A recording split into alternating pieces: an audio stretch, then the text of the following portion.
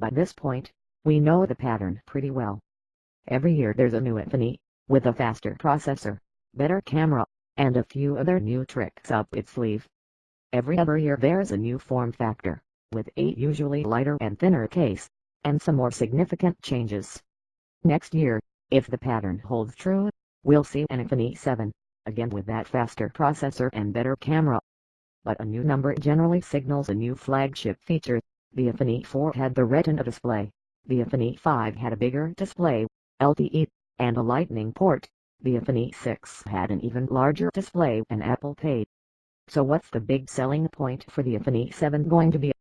Here's one possibility: waterproofing.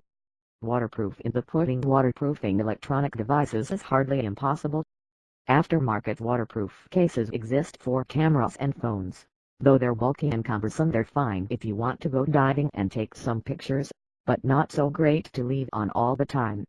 Several vendors, including Samsung, have developed waterproof phones, which range from water-repellent coatings to fully submersible devices that can withstand a certain amount of time underwater. Challenges still remain, such as using the touch screen while submersed. Apple too has dipped its toe into waterproofing. The Apple Watch is water-resistant and has an ingress protection rating of IPX7, which means it can be immersed in up to 1 meter of water for 30 minutes. Tim Cook has said that he showers with his watch on, and developer Craig Hockenberry did a pretty thorough analysis of the Apple Watch's water resistance and found that it lives up to its claims. But that makes sense for a device that you're going to wear on your person at all times. It's a little less critical in the iPhone, but that doesn't mean it wouldn't be useful. Liquid damages water, and electric devices generally don't mix, as we know. And now that we're all carrying our smartphones everywhere, the chances of dropping one in a puddle, a pool, or even the toilet have increased drastically. Odds are it'll happen to all of us at some point or another. And water damage is a pain, because it's not covered by Apple's warranty. That's great for Apple if you wind up buying a new phone, but not so great if you get annoyed and decide to go in a different direction, buying a cheaper Android phone until you can afford the new iPhone, for example. It's also not great for Apple because when you break your phone, through whatever means, and get a new one, Apple can't take apart the old phone and either refurbish it, or use parts for repairs. While it's possible that Apple can reuse at least parts of some water-damaged phones, there are probably also a lot of parts that aren't worth salvaging, depending on the level of damage. The surprisingly waterproof iPhone 6s, as it turns out, Apple's already made strides in protecting the iPhone from water damage.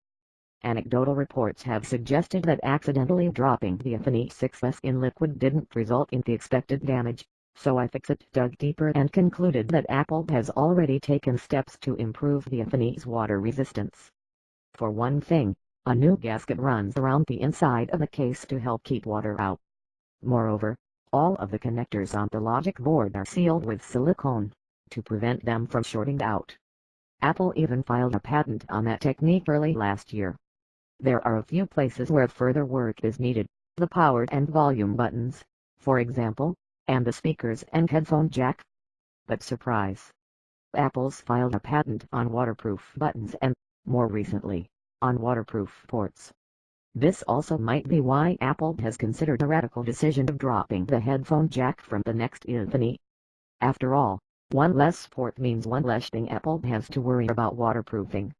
I'm not convinced that's worth the trade-offs, but it certainly might go into the calculus.